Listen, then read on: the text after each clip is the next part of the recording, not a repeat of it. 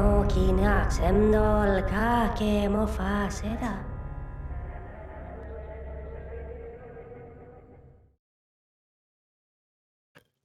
Welcome to Talking in Stations, a podcast about EVE Online. I'm your host, Matterall. Today, we're going to talk about a great number of things, and we have some really good players to talk to them, to talk about that stuff with you. And we'll start with Brisc Rubal. Thanks, Matterall, for being here, and I do appreciate you calling me a good player. I don't know if I would agree with that assessment, but I'll take it. I should have said good players and Brisc Rubal, but I didn't. There you go. That would have been more accurate. I'm just kidding. You're a great player. And Elise Randolph is here. Hey, how's it going? Nice to be here.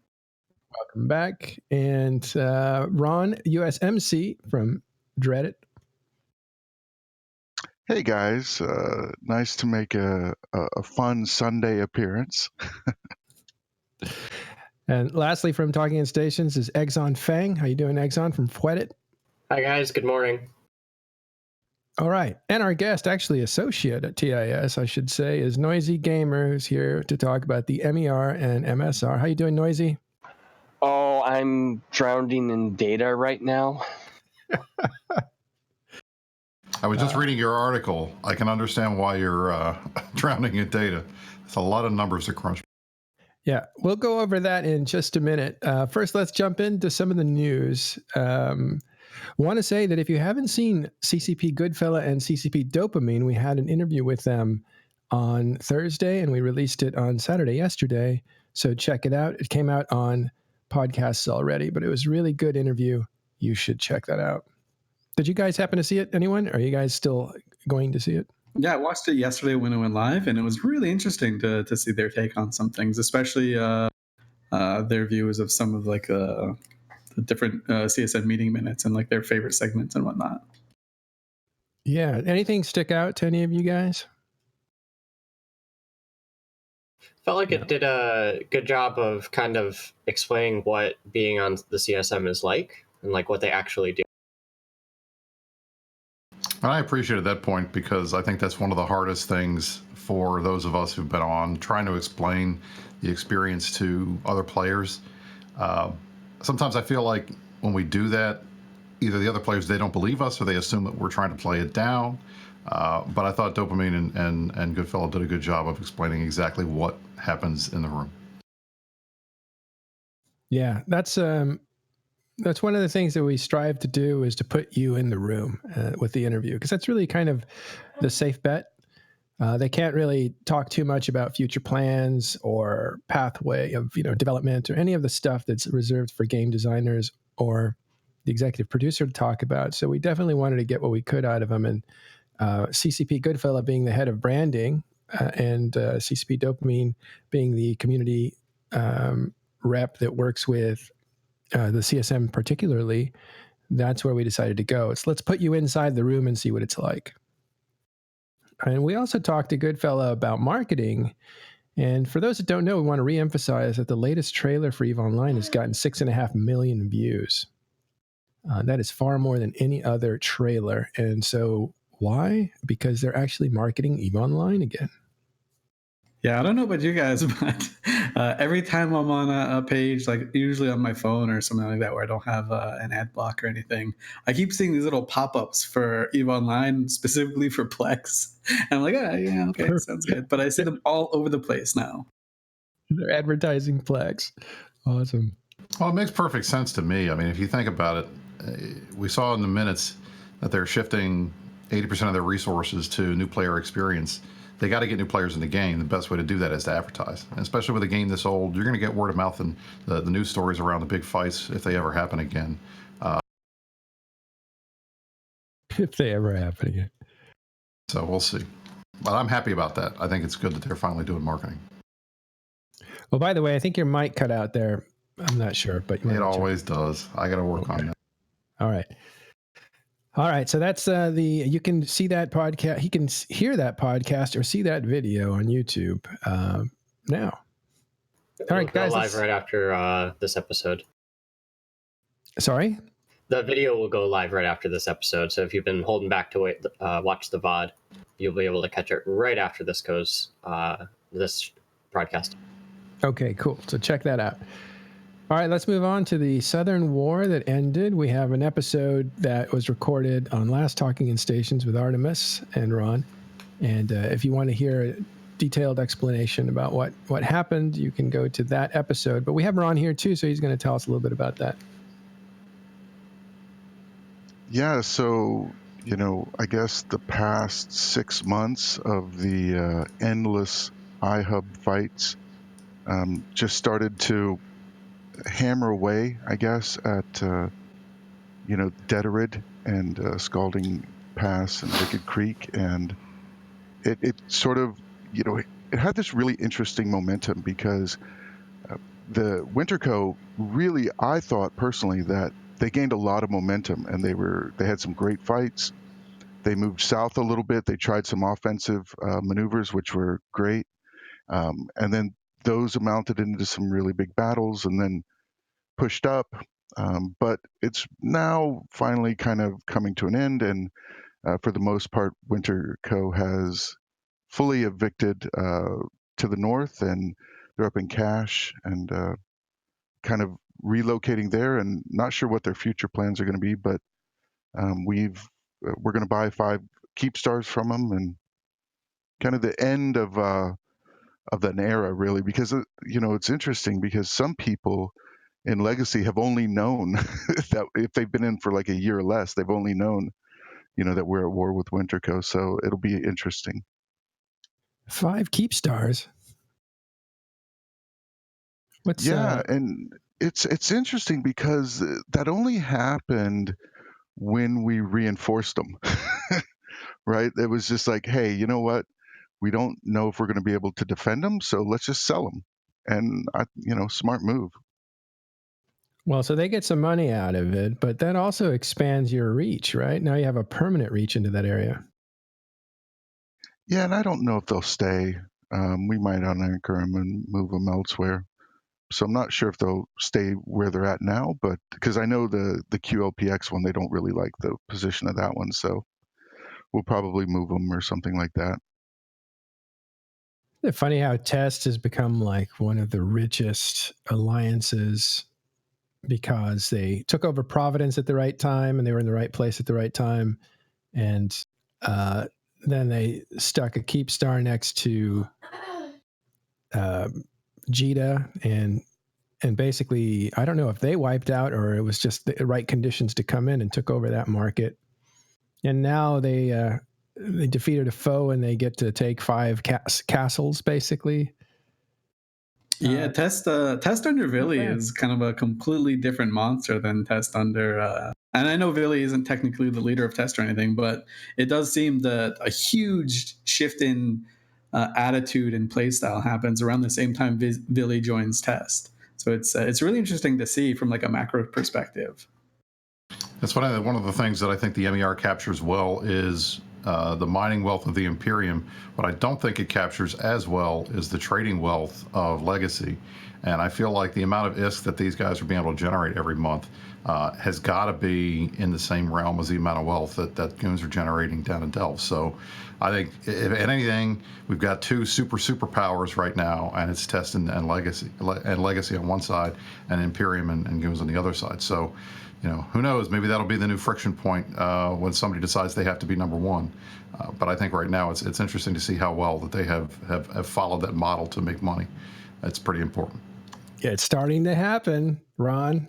You feeling a lot of heat from Pando, from the initiative? We had a good fleet yesterday. Brisc. Were you on the one this morning? I missed the one this morning, but I was on the one last night. It was pretty good. Well, don't worry. There'll be another one tonight. You'll be good. Don't worry. I'll be out there. You get to blow me up. Hopefully, you guys will get to blow me up this time. It was funny. We took a Raven fleet. It was kind of a ruse. Mike. And we ended up tackling some of Test's rock walls and we had Titan bridged out to get to them. And our fleet was just there, and we just started massacring. They brought in a fleet of carriers and Hodreds, and we just started killing caps left and right. But they were able to get us in a boson trap on the way out. But I missed one of the bridges, so I died anyway. I had a self-destruct, so I got out of it. I didn't get killed. I killed myself. So I felt like that was an op success, but it was fun. We had a good fleet yesterday. Wait, you missed. I really like those kind of fleets that so yeah, it's a lot, a couple of times a day, or but it's in it, and that I like. I like you guys, because then it's like in it versus test, and I like that compared to 50 people and these huge massive groups there's no cohesion. So I thought that was super cool. I'd never seen the Bush Ravens in action except on videos, so I thought it was super cool, and it was really neat. And also we're both big enough that we can kind of handle those losses, so I thought it was really fun. And I always love seeing you guys in local, so I can say hi and all that. That's the best part. We get to say hi to each other. Say hi with a missile. Okay. Killing is just a way to say you love you. All right. So that was the end of the Southern War. Congratulations to Legacy, and led by Test, led by Billy. Billy's a person, Test in the Alliance, and the coalition is Legacy. You also have Brave in that coalition, among other groups. And then something weird happened with the Chinese community. Let's call it the Chinese community for now. In EVE Online, something happened right at a week ago today. So I will go ahead and describe it. If somebody knows about it, you can jump right in. The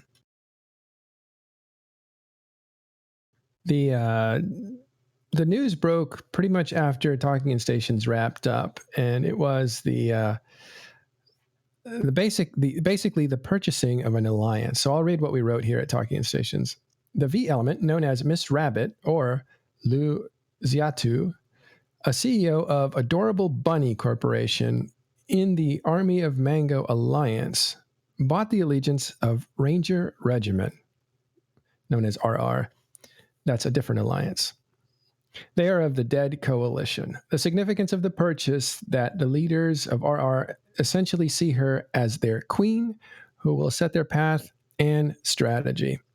By all accounts, Ranger Regiment will stay in the north but do her bidding. So it goes on to say that essentially this person, we'll call her Miss Rabbit, she's something, what do we know about her? She's something of, I think she's kind of a media personality in real life. But in the game, she put on a show that is a talk show where she invited the heads of the Chinese alliances, including Naros, and I think Mantao is there from AOM. Now remember, she's just a CEO of a corporation in the alliance that is run by Mantao. Am I getting that right, guys?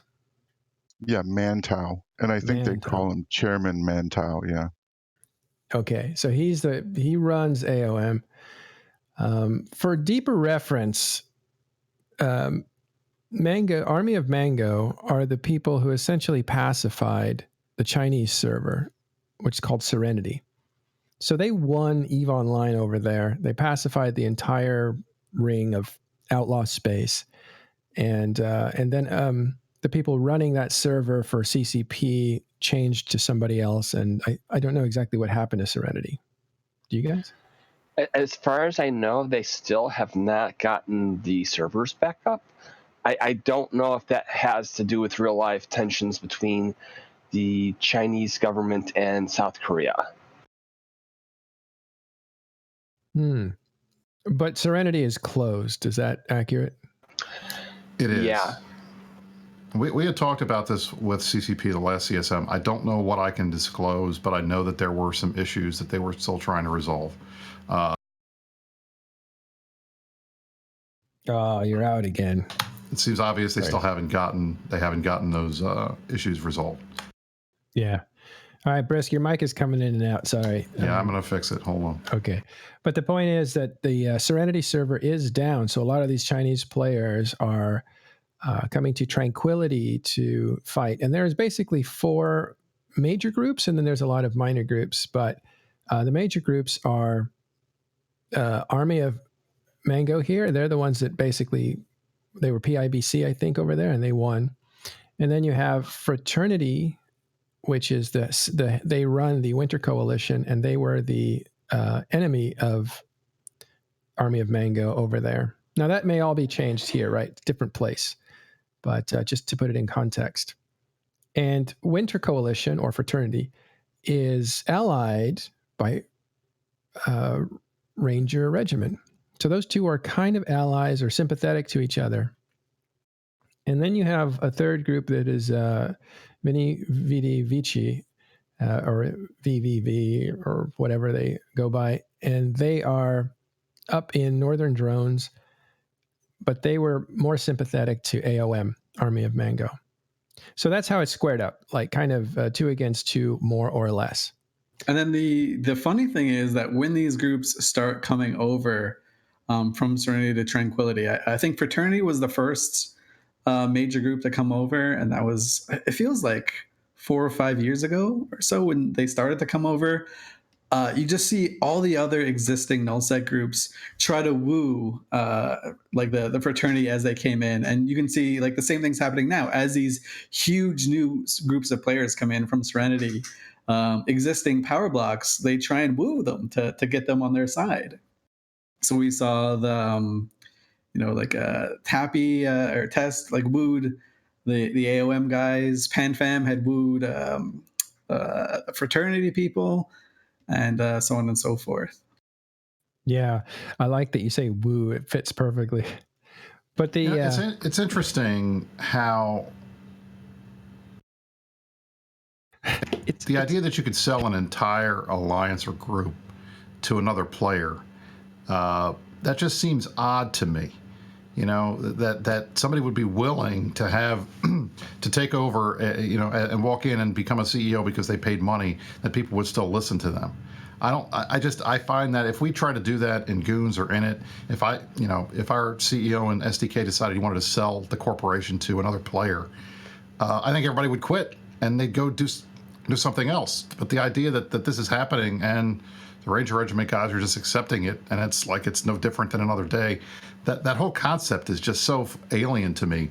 It's really interesting that this is happening. Yeah, and apparently that's one of the big culture differences between like a Western. I guess we can even just qualify it as gamers in general, between like Western gamers and like Chinese gamers, right? So you have a lot of these. Even if you want to look, and obviously this isn't under the scope of E, but if you look at like pro gamers for these for different games in China, they have these massive contracts where they like buy and sell between organizations and stuff like that. And apparently it's maybe we're all getting debated here by what we perceive as a culture difference, but apparently it's a thing, right? So like the whole Army of Mango and Miss Rabbit thing, that's just normal to them. Like it's just how it works. Yeah. Actually, I work in advertising. We had a internal presentation about gaming, because gaming is actually social media, right? And so there's an attempt to advertise inside of games and that sort of thing. And they were saying that one of the ways is to really cultivate sponsorship right now. And by sponsorship, that means like you pick athletes and you sponsor them. You get them apartments, you make sure they're healthy, you take care of their lifestyle for them, and you pay them. And this is what businesses would do for athletes, kind of like a race car driver. And they were saying it was about 5 billion, that is a B for billion, in investment in that sector right now. And by 2020 or 2020, actually, it'll go up to 12 billion. And you can see that's happening already. I just saw Honda sponsoring something on Twitch. It's starting to move in that direction. So it's moving rapidly. Invest in gamers. It is a major source of social media, and see what penetration you get for whatever product you're doing. I'm not saying it's good or bad, but that's what's happening there. So the idea that you pay FCs, which is something that I think I've never had it confirmed, but they talk about Elo Knight being paid by Fraternity. I think actually Noros or Wind Spirits, said that, yeah, we pay FCs, we pay them like athletes. And that is culturally very accepted, if I remember correctly. Yeah, and hilariously enough, I don't know if Elo gets paid or not, but I think that's mostly just a meme. But I do know that back in the day when the Russians were a huge powerhouse, they treated it very similarly. Like their all-star FCs were paid by individual, very wealthy players in the Russian community. So if you guys remember, probably one of the biggest names in FC, Nink and Maktep and those guys, there were rumors that, I mean, for right now, they appear to be rumors and just that they were on the payroll of some wealthy Russian oligarch who just happened to play in Solar Fleet and the DRF at the time. So anyway, it depends on how you look at it. If these are athletes and they're providing a skill that is in demand that people are willing to pay for because they're providing a benefit to folks who get a greater enjoyment and want to join the group because of that person, yeah, then why wouldn't they get paid? It makes perfect sense. Well, I think it's really interesting because you look at athletes and there's kind of some parallels. Clearly, that's you can't. I think there's still a stigma. You can't compare a real athlete to a video game athlete. But it's still the same. It's still the same principle underneath it all, which is somebody can perform at a higher level than you can. You want to watch that, and if you get people who are extremely good and gifted at certain things, then you really you put money towards it. So I think the same principles there, even though there's still a stigma that this is a video game. It's not, it's not fully qualified as an athlete in the Roman sense or the Greek sense. Okay. I think when the news first broke, I asked Fulcrum, like, do you think this is true? And he said, yeah, maybe, probably. He said it's kind of common, right? And that the amount that was, allegedly paid, 5 trillion, equals around $10,000. So, and he said that, this person has spent, hundreds of thousands of dollars on other games. So it didn't strike him as something that was probably false. He said, yeah, maybe. So it's kind of common where we come from. Okay, well, let's go back to this case in specific. So now we've laid out the groundwork that there are 4 groups. They're basically from the Chinese server that is now closed. They've been coming over for a while now to Tranquility. Wind Spirits was one of the guys that saw an opportunity to organize. He's the founder of Fraternity. And when we had him on the show a long time ago, he said that there's a lot of guys that would come over and they're kind of isolated. Their time zone is isolated and their language is isolated. So they weren't really having a critical mass in order to form a big enough group to actually have some kind of presence. In other words, to roam around without getting killed all the time. So they would trickle in and trickle out for a long time. So he showed up and dammed it up and collected enough players to try to get them past a certain critical mass, which he did. And that was Fraternity. Now, Fraternity, then, of course, they're busy in real life. So Naros took it over, who's a different guy, and Wind Spirits kind of hangs back. He's a very interesting guy. He will be at Vegas, by the way. I'm talking about Wind Spirits. So if you get a chance to talk to him, very interesting guy. And so Naros, he gave Fraternity over to Naros, and Naros took it to the next level. They formed Winter Coalition, or they may have done that together. And Winter Coalition took over a bunch of space and created an empire, basically. And that empire did really well. And in order to keep their guys motivated, they were looking for allies and enemies. And one of the groups that they looked at was XIX, that was being knocked out of Drone Lens at the time. And so you had what looked like a Russian versus Chinese conflict because the time zones were close together. They could fight, in the same time zone, that sort of thing. That didn't materialize. But what you had was XIX falling into the hands of Legacy for protection, more or less. And when that happened, there was also, some kind of bad blood between Legacy and Winter. And that grudge kind of thing started into a war, and the war kept going for a little bit. Then there was a non-invasion pact for a while, and when that ended, or a few days before, the pact was broken by Legacy, technically. They had their own reasons for breaking it. The war started in earnest, and that was about January, wasn't that, Ron? I think it was March Okay. 20th or something like that. Okay, that's when the net broke. So when that happened, you had a war that had Winter basically holding off Legacy for a long time, pretty much until Blackout wiped out Winter Coalition because it wiped out their ADMs. But we'll talk about that in a second.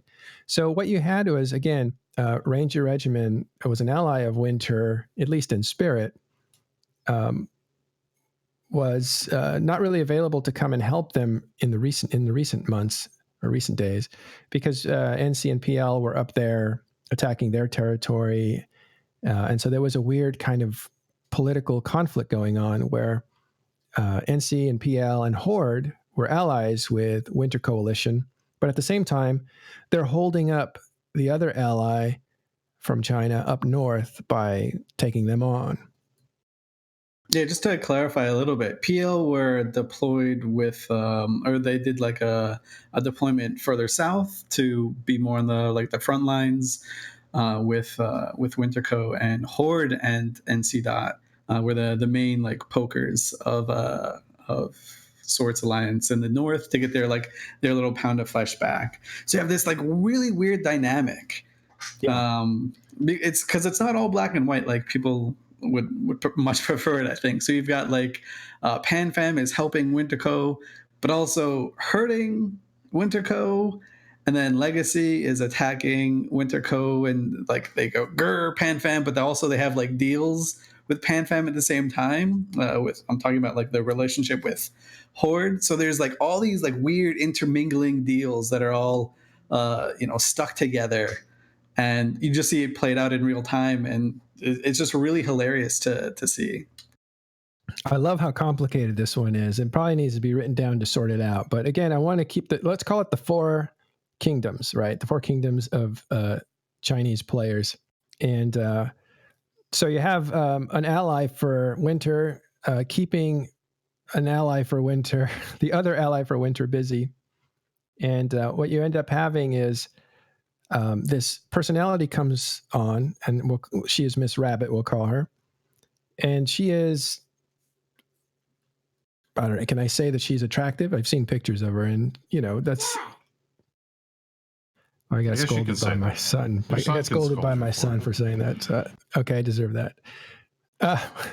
Anyway, so... Well, if she's an online personality, then people are going to want to come and talk to her and see her and be around her, like any other famous person that comes to play Eve. So that makes sense to me. The thing I was most interested in the sale was, what does this mean for Ranger Regiment as part of Dead Coalition? And are they going to move down to Mango Space, or are they going to stay where they are, or how it is? I had a long conversation with Sort about it, and it got to the point where he just has been cutting and pasting the pings that he sends out to his members, and simply said, this doesn't change anything. They're still part of Deadco. It doesn't matter who the CEO is. They're still going to be part of the coalition, and we're welcoming the new leadership, or something along those lines. So I thought that was interesting, because that kind of makes me question again, why would you want to step in and buy a group when you're affiliated with another group, and then just stay with that existing group without moving them or doing something different? So I think we're probably a couple months out until we see some major changes, but Sort seems to think that it's business as usual. I guess we'll see whether that's true or not in the coming weeks. Yeah, I mean, it would be a huge thing. Like, so this news more or less stopped the war, right? Because it meant, and I'm sure that the war was already coming to a close regardless, but this meant that there was no way at all for Legacy or for Winterco to get any reinforcements in their time zone, right? So they had essentially their allies bought from under them, or potential allies bought from under them. And then you see that the enemy that you're fighting is now essentially allied with a larger group of people in your time zone. So the one advantage you have, this time zone dominance, is just swept out from under you. And so I think they made a very shrewd and very well thought out tactical retreat from this theater of war, because give it a few more months, and these people they will deploy with their new allies, and then you're completely wiped out, right? If you're fraternity. Yeah, you really hit the nail on the head, because when Winterco declared war on the Army of Mangoes, it really changed everything, because normally we would be, we just couldn't keep up with their time zone, right? They were, very strong in their time zone, but with Army of Mangoes, you're talking another 150, 200, but not, crucifiers or Ewar. I mean, we're talking 150, 200 Munins, like ready to go, skilled players, and it just, created this huge momentum for us that was really brought a quick end to it, I think. All right. Speaking of quick ends, I think my broadcasting career is about to end. My son got mad at me. But anyway, the reason I brought that up was because it also lends to the kind of I think it lends to the adoption of a queen, But the thing that's interesting to me is that there's kind of a media personality, right? Because she has a show and that sort of thing. And so I'm not saying this is a publicity stunt at all, but she's not afraid to interject into the game at a very young age, 4 months old, right? As far as Eve goes, that's about what's been said. Yeah, she's making us all look like a bunch of losers. No one's giving us 5 trillion ISK to do anything. I didn't realize that this was the thing. If I could have, bought my way into a CEO of a corporation, hell, I'd have done that a long time ago. Why not? Well, that's what I mean. It'd be interesting to see if you did that, what the result would be. Like if people would be okay with that. No, everybody would quit. I guarantee it. Oh no! So the interesting thing to me is that. And did you guys mention that one of the reasons that she bought Ranger Regiment was that she was kind of pestered by Winter Coalition? And I love that idea that it's like, when you're pestering someone, you're trying to put them down. And instead of being put down, she's like, oh, yeah, well, I'm going to raise the seas. I'm going to reach for great power. And it's like, that's awesome to me. Like having the tables turned like that. Oh yeah, I'm going to take this chess piece off the board. In fact, I'm going to put it on this side of the board. And yeah, man, that's amazing stuff. That's the kind of stuff that we love to read about. That's the delicious part of EVE Online, is seeing those power plays at a high level. And especially when you enter into the gender pressures that go back and forth, it makes it even more interesting. And hopefully all of this stuff spills over into the game, because, I mean, it would be nice to get another war or some good friction and have this thing turn into a bigger thing that encompasses the rest of EVE instead of just the Chinese community. I think that would be great. We really could use that shot in the arm right now. Yeah, and Caleb marks in before Matterall sells TIS to China for $5 trillion. Didn't think of it, but... I guess we got all got to start figuring out what all this stuff is worth. Yeah. Well, anyway, so this is a really good story. There's a lot bubbling there. It's dangerously close to real life and doxing, so you don't want to go too far in that direction. But the underpinnings of EVE have always been the most interesting part of EVE. We just can't really talk about them all the time. All right. Shall we go on? Let's do it. All right, Noisy, let's call you up. This is the monthly economic report and the monthly security report, analysis on those things. The reason these are important is this is what players look at to see where the opportunities are in the future. And it also tells you a little bit about what's happened in the last month and few months when you make comparisons and stuff like that. These days, it's really hot property because everybody's saying, well, is EVE in a good place or is it in a bad place? So that's what a lot of the talking about these numbers are. But normally players will look at this to see where the opportunities are to buy and sell and to see what the trends are as far as the economy goes, which is a big part of EVE Online. How's it going, Noisy? Oh, it's going okay. I've got like 10,000 things open right now to try to go back and forth to answer all the questions. But do you want to try the security first? Yeah, so McLeod will put that up, and we'll. Yeah, let's go to security. Do you want to just go ahead and talk on it? Do you want me to say what security represents, or can you do that? Well, I can go ahead and do that. Great. Yeah, basically what happens with the security dev blog, and they're doing it monthly because they want the transparency. Also, if you go around some of the other companies, like I know that Square Enix does it with Final Fantasy XIV, where they give monthly and sometimes even weekly updates on the security, because people don't want people don't want to play in a game where you have cheaters. And so one of the things that the CSM kept asking CCP is be more transparent about this, be more open, show that you're doing things.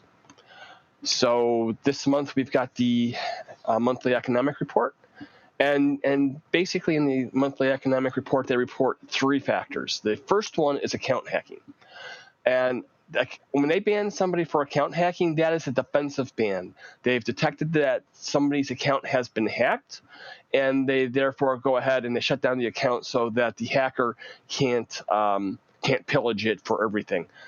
This is very important, especially in the era of skill injectors and skill extractors, because you can do even more damage to somebody's account now than in the past. The number 732 for last month, that's down, and that's actually a good sign. At least I hope it's a good sign. That means that people are using two-factor authentication on both their EVE accounts and their email accounts. A lot of times the account hacking is done by people getting into your email account, then emailing CCP, and hacking your account that way. So the fewer account hacking bans, the better. The next one is for account bans for botting-related activities. That's at 2822 for September, which is a lot higher than normal, but compared to last month, the number of bans are down. I think it was over 4,600? 4,300, I think. 4,300 bans for just botting last month, so it's down. We don't know if that's because botters gave up, if they just couldn't handle, if their bots couldn't handle operating in high sec with the recon Triglavians that have a tendency of going around and destroying things if you're AFK. I have seen tiers on botting forums where somebody's got their orca out there and they're trying to mine, and because the bot's not very good, and it was a very good bot, but because of the new conditions, the person lost all their drones. And if you lose all your drones in an orca, you can't mine. What new conditions are you talking about there? Okay, so basically with invasions, with the Triglavian invasions, and then the introduction of the Triglavian recon groups, they're groups of 4 Triglavian ships, frigates, that roam around in systems, and if you're prepared for it, you can defeat them. If you are not prepared for them, they can mess up your day. Right. So the number of bots, I'm sorry to interrupt you here, but the number of bots is about half or less than, or a little bit more than half of what it was during Blackout itself. CCP said in the CSM minutes that Blackout really hurt players that were, they called it something else, but essentially bot players or heavy duty AFK players. And you only had 2 weeks of Blackout during this month. So it could be that you just didn't have a full month of the Blackout that was affecting bots at work there. Yeah. And then the last category, which is account bans for RMT-related activities, that can be anything from a botter who is also, got linked to an RMT operation, because, it's because you have to transfer the ISK from the bot to a character and then from the character to the seller. So it could be for that. It could be for somebody that just got identified as a as the middleman, as that person that is giving the ISK or giving the skill injectors or whatever to a buyer, or it could even be somebody that some other kind of cheating. So there's that. So between that combination, that's 4,500 plus accounts that were banned for those two things, which is down from the 6,800 from August. You also mentioned something that it's really bad to have your account stolen these days. Can you elaborate on why it's worse today than it used to be years ago? Yeah. So years ago, if somebody got into your account, they could take all your ISK, they could take all your items and all your ships and sell your ships, and then the brazen ones would try to like take your character and sell it on the character bazaar, where you could get where you could hopefully get caught. Nowadays, since I think it was February of 2016, we now have skill extractors.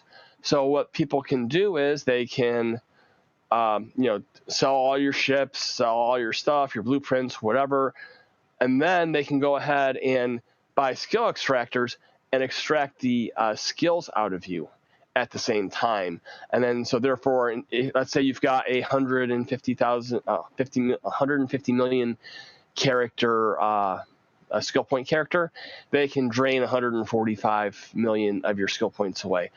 And so that's one, that's bad. And two, it puts a really big strain on CCP's customer service team, because then you have to try to make that up to the player. And it also blows up the skill injector market, because you're getting massive influxes of significant amount of skill points that are not either being part of a farm or being naturally removed from players, and that's crazy. So that has an impact on the entire market in the game. Yeah, and as Noisy was saying, it was not super easy, but it was way easier if someone like stole your account and tried to sell it on the characters bazaar, because then they just revert the trade and then like neg wallet the guy who bought it, and then that's it. ISK is handled and you get your character back, and then it's just a matter of getting all your assets and stuff. But now you have like your skill points going off piecemeal to who knows, like legitimate people are buying it, and then you have to go and look where all that came from. So it's really grim.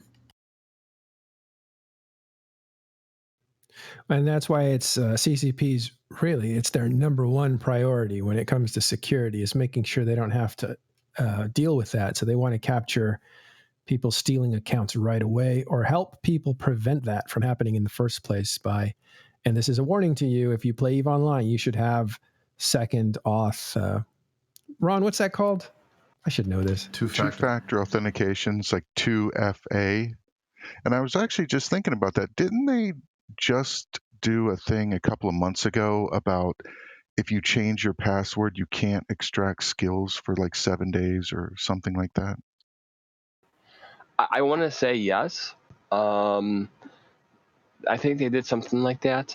Also, while I'm thinking of it, if you haven't used it, please use it, because if somebody goes to hack your account, what they can do is they can put, and if it doesn't have it, then they can put the two-factor authentication on your account and lock you out of it. Yeah, honestly, guys, this is the 21st century. I mean, I have two-factor authentication for literally everything, from Discord to email to, some of the banking accounts that I have. So if you don't have two-factor authentication on your EVE account in the 21st century, you're doing it wrong. There's no excuse for that. It's basic stuff, basic security. All right, that's our PSA for you. Okay. By the way, I recommend Authy, because it's online. So if you lose your phone, you don't get into a big mess. But whatever, do whatever you can. Sorry, Noisy. Go ahead with the rest of your analysis. Okay, that's basically it for the security. I'm seeing most of it, I think, is pretty much boilerplate. They added a couple things that were blackout specific. There's like warnings like, it's the end of the blackout, we're going to be watching you really carefully now, things like that. But they usually are trying to look for that. They've got their alerts set up for hacking attempts, and if somebody tries to brute force their systems and things like that, they've got, it's the usual security stuff that they have out there. So that's basically it for the security. Awesome. Thank you. I'd like to say one thing about the security reports, and I want to say thank you to CCP. And I know I don't want anybody calling me a fanboy for saying this, but the reality is every month, it seems like on the dot, Reddit or the Evo forums goes crazy over bots.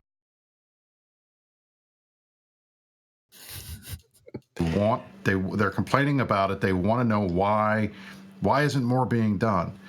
Having a monthly report that tells us exactly how many people are getting banned, how many accounts are getting pulled out because of security issues, that's critical. And I think it's going to hopefully over time go towards getting people to realize that CCP is literally doing everything they possibly can to stop the botting. And it's not just something that they're glossing over, which is what I think a lot of the community still thinks to this day, despite having almost a year's worth of these reports now. Yeah, and for a while it seemed that CCP were like really on top of the security thing, and every CSM summit there'd be like a security thing, and every few months we'd get a new dev blog, and then they kind of went dark for a while. And obviously they kept doing the same thing, but they just didn't tell us about it. And it just felt way worse. Like we had no idea what was going on. Oh, bots are everywhere. Thanks CCP for doing nothing. And then they start publishing the data again, not changing any of their actions between there. And then we're like, yeah, they're getting the bots. Another cool thing they've added lately is that if you report someone and they take action against an account you reported, you'll get an email basically saying, hey, thank you for reporting this person. We just took action against an account you reported. And I think that's hugely helpful to show the impact that those reports have on botting. And I don't know if it was just like a momentary glitch for one day that they were doing it, but they were doing it retroactively. So I got like 65 of those emails just in one go, and I was like, "Oh, okay, someone broke something."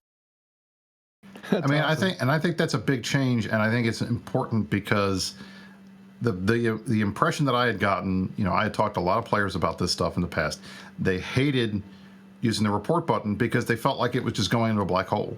And now they're seeing that their reports are going somewhere and being acted on, and I think that's critical. So I'm very happy that they made that change and are starting to give players more information. Transparency is a good thing. Be transparent, especially about this type of stuff. It seems like this is the kind of thing that is fix the stupid, I think is what they're talking about. It's one of their mantras. They have 4 steps, right? Stop the bleeding, fix the stupid, and it goes on.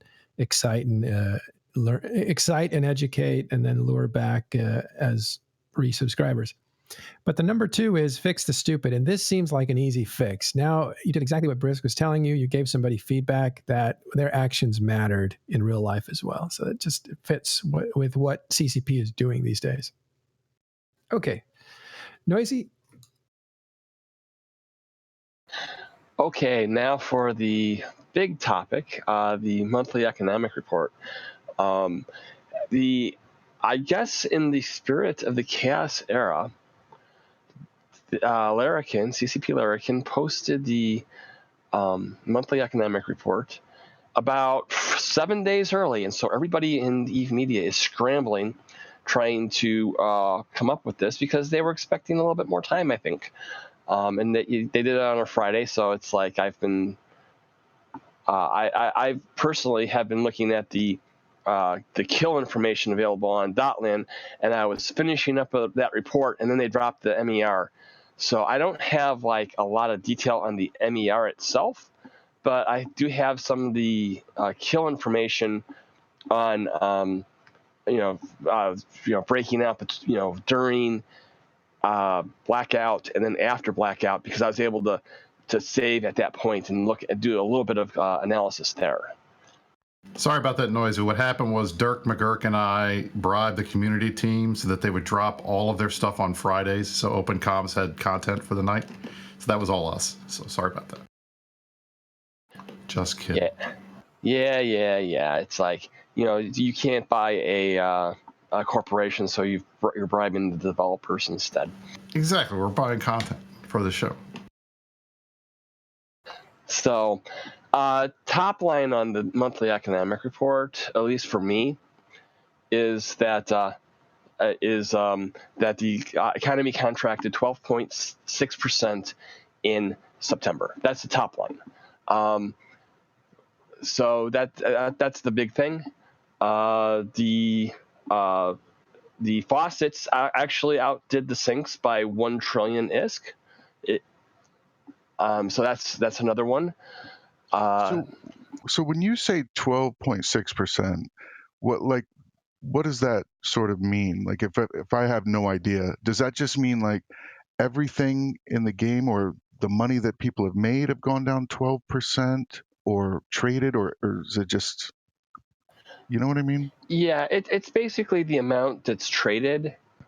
So basically the amount that makes up the consumer price index. So it's like which is the biggest part of the economy. So all the items that were traded there and sold, that went down 12.3%.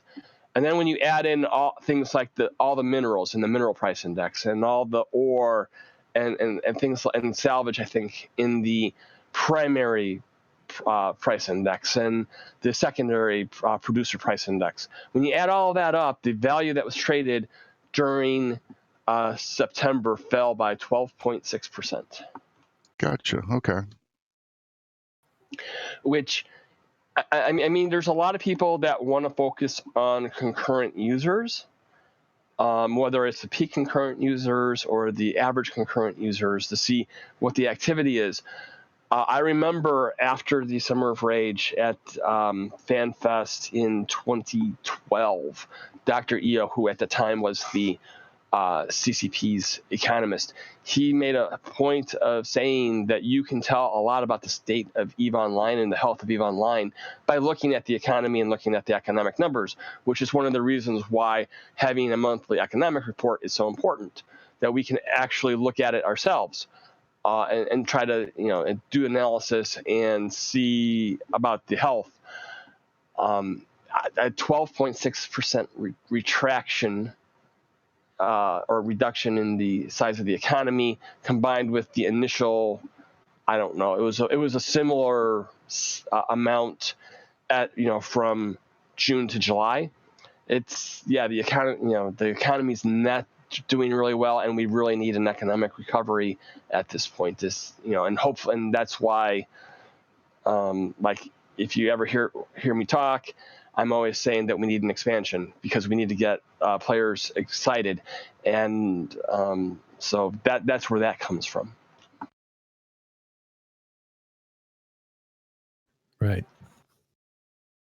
One other thing, because I know that we're kind of running out of time.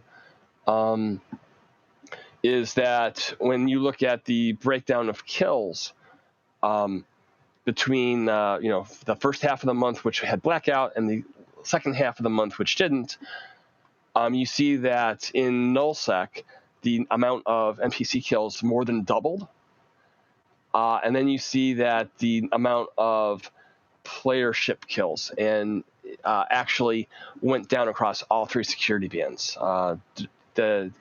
The ESI has been shut off for wormholes, so we don't have visibility in the wormholes. But in known space, PvP activity, or at least players' ships being blown up, went down across the board. Okay. And that fundamentally right there is the reason why I feel like we needed to have the blackout turned off, because the entire point of this, at least I saw it as, this was a hunter tool to give the hunters and the PvPers a chance to try to swing the pendulum back their way, and it resulted in fewer kills. That's the exact opposite of what I think CCP wanted to accomplish with this part of the chaos era. So that frustrates me, and it also flies in the face of a lot of the opinions of some of the veteran players who are leaving now because blackout was turned off. We had Grath on Open Comms last night, and he was very upset about the fact that they turned off the blackout. But I don't know how you can argue with it when the numbers are this stark. I mean, the numbers are stark. When you're seeing the numbers go down like that, you have to do something to arrest the bleeding. It's just surprising that it was that significant just for a month. Before we all conclude the numbers are stark, let's look at it. This is 2 weeks of blackout on, 2 weeks of blackout off. How does this compare to the month before? Were they even lower? Are we looking at a recovery, or are we looking at a continuation of a downturn? A continuation of a downturn. So what's that tell us? Basically, do you remember when we were talking about war decks and how people who got war decked and they were in a corporation, the corporation would fold and people would just like stop logging into the game, and when you stop logging into the game, you find other things to do? Mm-hmm. That may have been going on right here. I mean, that is always the danger. You know, when folks stop logging in, they stop paying attention to the game, then they might not even know the local's back on because they haven't logged in a month. And I don't know. What's going to get them to do that? I still think that, you know, there's a couple of unseen forces outside of this that are pressuring it in interesting directions, right? One is you have a colossal video game in WoW Classic that has pulled a lot of the same players that played it 10 years ago, or 15 years ago, who play EVE Online. Like, I think that's the same age group. So maybe you're pulling some players out of this. The other thing is that you have the summer slump ends at the exact same time that they turned off blackout, which means that the traditional summer slump. Go ahead. And the numbers continued to go down after that. That's the scariest thing. Well, blackout ends and the numbers continue to go down. Summer slump ends and the numbers continue to go down. Like, see, part of the problem is when you then consider WoW Classic. If there was a major war going on in EVE Online, and people were having fun, and they were all excited about EVE Online, would they have gone to WoW Classic? They might have, but they wouldn't be spending as much time in WoW Classic because they'd be in EVE Online. That's part of the problem is if people get discouraged and they stop logging into EVE, and then something new, or in this case 15 years old, comes along, then they go play that instead, and they're not switches that you just flip on and off and they go from one to another. They're having fun there, and they're going to continue to have fun. If that's what's happening. Here's some of my positivity, right? So I think that, people, they may have, whatever, taken a break or whatever, because they don't like that play style of, sort of being a little bit more stark, I guess, in nullsec, and, just being kind of preyed upon. But, at the same time, I don't think that people would just snap back. I don't know. It's almost like a control thing, right? Like, this thing isn't the boss of me. So just because you turn it on doesn't mean I'm going to go on today, right? So, I mean, there's people that come back, after 4 months, 6 months, years. So I think that'll just slowly keep continuing up because, if you ask me, EVE is in the best place it's ever been in. But, that's me. Yeah. I mean, we might see in October it pick up. I'm hoping in October it's going to pick up. That's a true that's the true post-blackout MER. Right, and that's right. So next month is the key month. I'm hoping that it recovers. I mean, I'm pretty sure that high sec is basically back to. I took a quick look. Yeah. And just so far this month, high sec is back to where it was in June. So high sec's okay. I'm a little bit worried about the PvP activity in nullsec and lowsec though. I think it needs to pick up. And I think the problem is, and I've been harping on this, so I apologize for those of you who've heard me say this before, but we have not had a major war in a year. I mean, Test Winter Coalition was pretty solid in the South, but it wasn't all of EVE war with the two superpowers going at each other. There's been low level skirmishing around for a while, but we have not had any big fights. Those tend to draw third parties. They tend to draw other people that want to see what's happening, and we haven't had one in a while. And I think we're due. We're definitely due. And I think if that happens, that will be probably one of the biggest catalysts to start seeing folks log back in. I don't know. I sorry, your mic cut you off, not me. Sorry. That's all right. I'm skeptical of the big wars are the things that generate content. At least you might correct me. You're the guy with the most experience about big wars here. But I think it's the little activity that's not working out. Like that's it's the undergrowth of the forest, not the trees that we're missing. So whenever there's a huge war, and a lot of this is just me just going off a base of like friends list on Steam or something, so just tiny anecdotal things. Whenever there's a big going on in EVE Online and it hits like the press, or it even like sometimes it moves beyond the gaming press and into normal press, I see a lot of people come back to EVE for a very short time. Some of them, if their like social group is still intact, they'll stay there. If their social group has gone missing, and isn't there anymore, like if let's say 5 years ago they were in a corp and that corp doesn't exist anymore, those guys are there for a week. They're like, oh, this game is different from that I remember, and they leave. Right. So a lot of the retention comes from like word of mouth stories of like, oh, hey, I'm doing this in EVE Online and this is really fun. You should come back, et cetera, et cetera. So I think a lot of it depends on the social circle that you're in when you leave the game. Yeah. And I Gobbins agree brought with that to a certain extent. Gobbins brought that up in the minutes. He says, he asked CCP Berger, one of the exec producers, what happens when you have these big wars? Does that really bring people back? And he said, yeah, well, there's a lag effect. It doesn't happen right away. There's like a lag effect. But he didn't really elaborate past that, what that actually meant. My thinking, Exon, let me bring you in here because you're somebody that had people leave because Blackout was called off. What was that like? And how active were you compared to Blackout?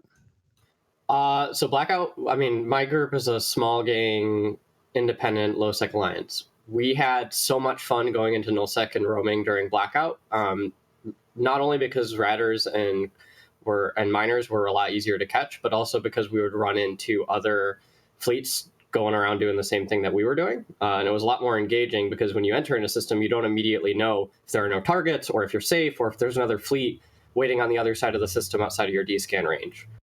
Losing that has been pretty bad. A lot of my guys were, super, super hype about Blackout coming into effect. CCP's finally doing something for the hunters.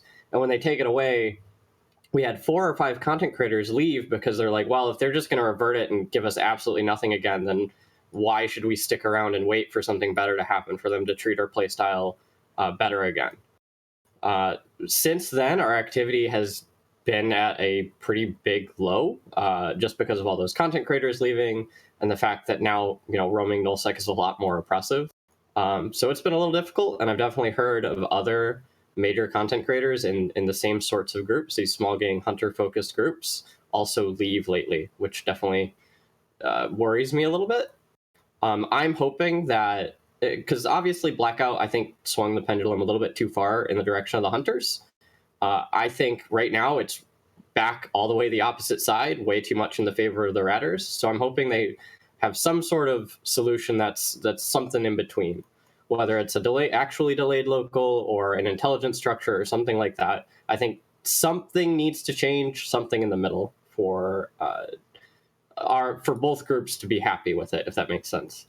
Yeah, I think that's absolutely right. Like the pendulum was already over here, and instead of watching it swing, so we just threw it to the other side just to see what would happen. And what ends up happening is, when your playstyle gets nerfed, there's a visceral reaction to it. Like you just like, oh, this sucks. I was doing so much better yesterday than I am today.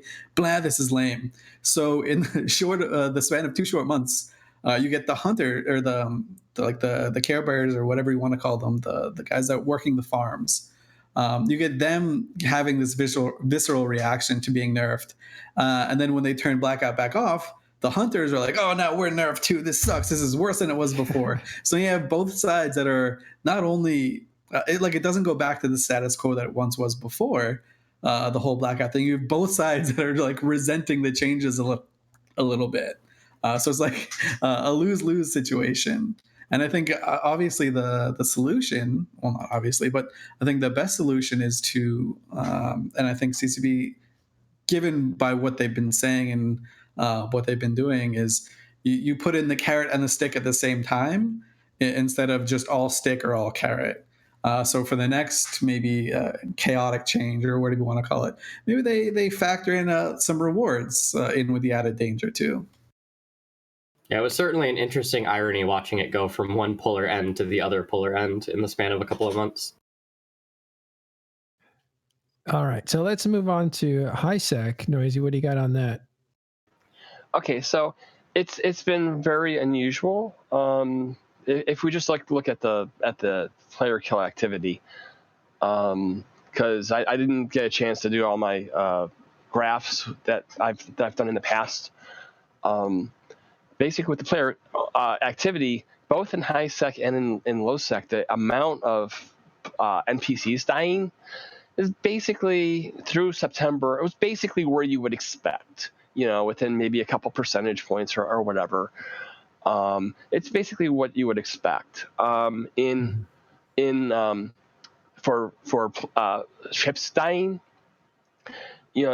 ships dying from the beginning of the summer to September, it's down, but it's always down. So far this month, the daily amount of ships dying is actually up above where it was in June. So HiSec has basically recovered any drop that any effect. It's basically, it benefited during the blackout because there was more activity in HiSec during the blackout, and then when blackout ended, it returned back to normal. So that's basically HiSec. I was able to run a comparison last month, and there was no evidence of a mass exodus from nullsec to HiSec. That's so an Noisy, interesting point. If you're looking at that, does that data tell you that instead of what I think a lot of people expected, which was the nullsec folks would go to HiSec to do their crabbing, that instead they just logged off, and that's what we saw there? Is that what the data tends to lead you to conclude? Either, well, it was it's really weird because the data you saw, okay, at the beginning of the summer, you saw a big drop off in null, but you didn't see a big increase in high. And then this last month, you saw a big decrease in high, but you didn't see a corresponding big increase in null. So it's like people are going back and forth, and there's some sort of friction in which people are being lost going back and forth. And I guess I should point out that the amount of NPCs that died from the actual numbers from June to September went down. It was down about 60%, and the amount of ships dying in nullsec decreased over 22%. So basically, for ships dying in nullsec, there was a quick bump in July, and then it kept on going down. And even with the end of, and even though that seasonally you would expect a increase in ships blowing up in nullsec in September, we didn't see that. So basically, instead of being around where it normally is, it's down 22%. So there weren't the number of ships dying that you would kind of expect. That's actually super interesting to see. So a lot of the rhetoric was like, oh, hunting groups they're not finding their prey as easily, but they're running into each other, and we're all killing each other and having a good time. And it does seem that might be a little bit anecdotal, because there are just more people that are just saying, screw it, I'm not gonna put myself at risk. And instead of going to high sec or low sec or abyss space, I'm just gonna not play. Right? So at the very least, I'm just not gonna go out in space and do that activity. Maybe I do something else. Maybe I'm an explorer now, or maybe I do industrial stuff, and maybe I do market trading. It is hard to look at these statistics and really come to solid conclusions, because we're talking about accounts, or we know that people who do roaming gangs, most of them have they're playing one account at one time because they need to focus on that one account that's doing the thing. But if you're talking about ratting in nullsec in a safe environment, you could maybe multi-platform that into 5 or 6 accounts, let's say. And this is both scenarios are fictional, but I just feel like if you lose 100 people who are ratting, that may actually only be 50 people. If you lose 50 people who are out there roaming, that's actually 50 people. Yeah, that's a very good point. Yeah, that's why you don't want to pay that much attention to concurrent user numbers. And that's why I've been looking at, the number of ships blowing up, the number of NPCs blowing up. When the economic report's out and, given to us in a, not as quickly as it was, look at the values, the mining values, the ratting values, or the bounty values, and things like that. The concurrent users is nice, but it's not the defining thing. And basically, one thing I have to say to people is, if friends do not let friends quote the peak concurrent user number. And you're right, and Noisy, you're absolutely right. And I think one of the things that I appreciate about CCP is they're not focused solely on how many people are logging into the game. It's not just physically being online. It's what are you doing in the game at the time? Are you fighting? Are you mining? Are ships dying? Are NPCs dying? Are you, hitting your warp disruptor on somebody? Are you hitting a scram on somebody? That's how you can tell if there's activity. And activity is more important in the long run in a game like EVE than simply having people logged on. You can be logged on and sitting in a station all day, and that doesn't mean you're doing anything or contributing to the game at all. It's those that are contributing to the game that make it alive and vibrant, and that's what we need more of. If I can, I one other question for Noisy about the data. Do you seem to think, was HiSec insulated from the blackout completely, or do you think that the data shows that there was some impact to them from it?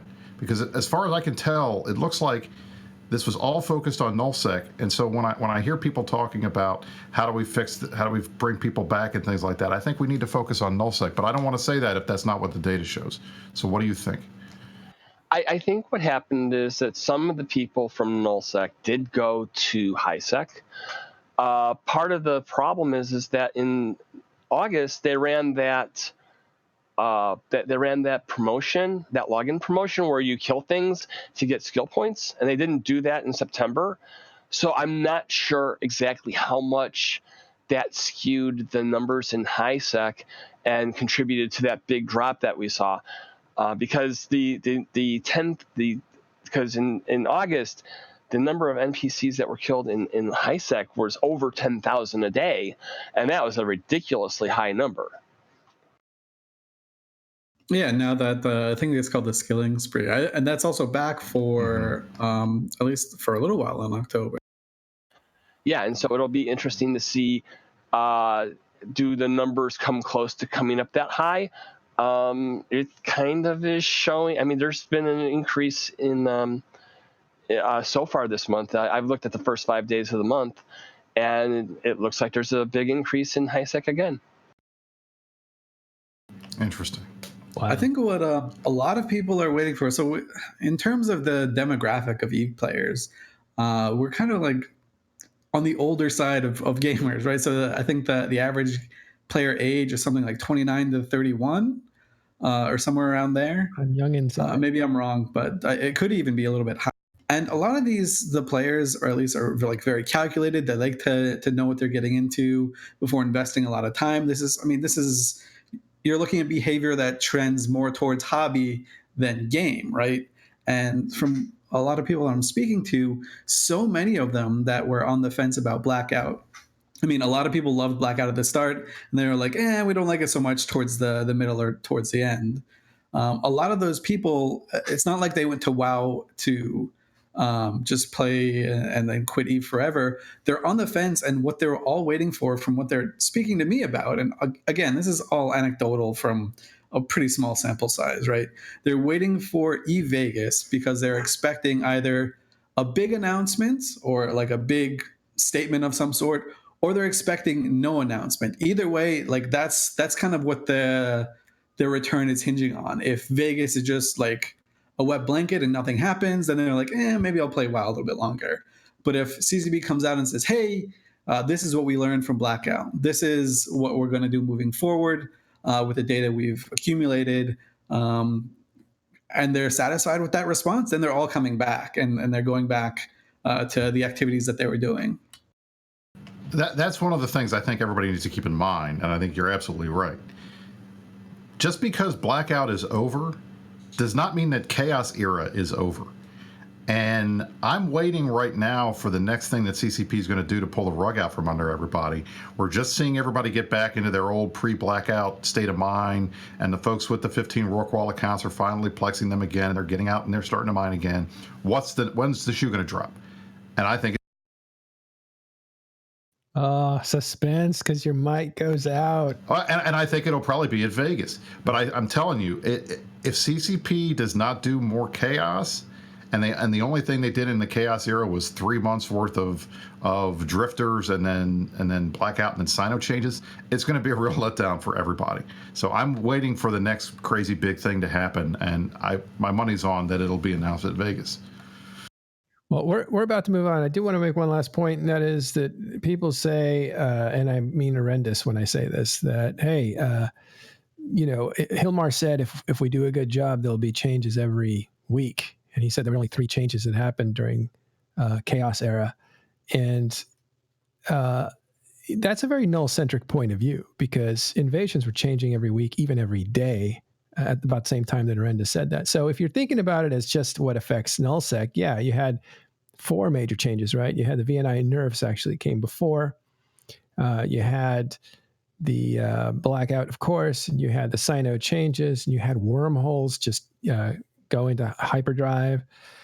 So there's a lot of stuff that was making things very chaotic for nullsec, but that wasn't all of it. And chaos is not just nullsec. Chaos is the entire game is in an experimentation phase, and a lot of that is happening in Invasion, which is a very exciting space. Has there been anything in high-sec or low-sec other than the invasions? That's what I mean. That's the thing. I feel like the bulk of these chaos changes have been in nullsec. Yeah, well, I can tell you that with the changes they've made in high-sec, I no longer have to leave high-sec if I want to build battleships or a porpoise or anything like that, because the minerals that you used to have to outsource, and if you wanted to mine yourself, if you wanted to, you had to go to low or null, you can now get them in high-sec. So I'm not sure exactly how much chaos that provides, but that was one of the more interesting things I saw. That seems more like a quality of life thing than chaos. No, the chaos is about experimentation, where they're messing with fundamental fixtures in EVE Online, and a lot of that may be scarcity. We haven't seen it in a major way yet in nullsec, but you have seen it in lowsec. So it's changing something and observing and getting data. That's what chaos is. Yeah, and I think CCP Rise said it best when he said the big takeaway is that nothing is sacred. We can fidget with anything we want now. Before there were these unspoken rules that you never touch, right? You never put Zydrine Morphate in high-sec. You never must mess with the Sino module at all. You never do this. You never do that. And now they're tweaking with it. They're just throwing stuff at it. It's probably more refined than just throwing stuff at it, but I like that analogy way better. I was under the impression that the chaos stuff was more a disruption of the existing meta rather than just changes for the sake of change. Because things like the VNI nerf, I thought that was a botting thing. That was something that people have been talking about for a while. So I didn't consider that to be a chaos change. No, and we can cut that out. I wasn't aware of the high-sec mining thing because I'm not a high-sec miner, so I appreciate Berger put that in. You can cut that out if you want. But I was just saying that he put that in as part of some of these changes that were coming through. And Chaos is a development style. EVE is entering a chaos, an era of chaos. And that's what Hilmar said. And that is essentially experiment, revise your hypothesis, experiment again. And it's happening all over the place, not just in nullsec. Ron, I got to get you in because people think your mic is broken. Which is funny since it's my mic that's broken. Yeah. I'm a fan. They can call it chaos era or whatever, but so I'm in user experience, right? And we do a lot of design thinking and I love that, you're sort of just feeling free to change anything, right? So a lot of design, like when you're doing product design and that sort of thing, there's a lot of kind of tribal kind of rules, that people just don't touch for whatever reason, and just being able to kind of break from those kind of chains, right? And just being, just thinking outside of, the system or whatever you want to call it, and being, I guess, bold or whatever, to try new things is very cool. I'm a fan of it. And I'll just throw one extra thing in here before we move on. But one of the most interesting things that anyone at CCP has ever mentioned to me that completely blew my mind.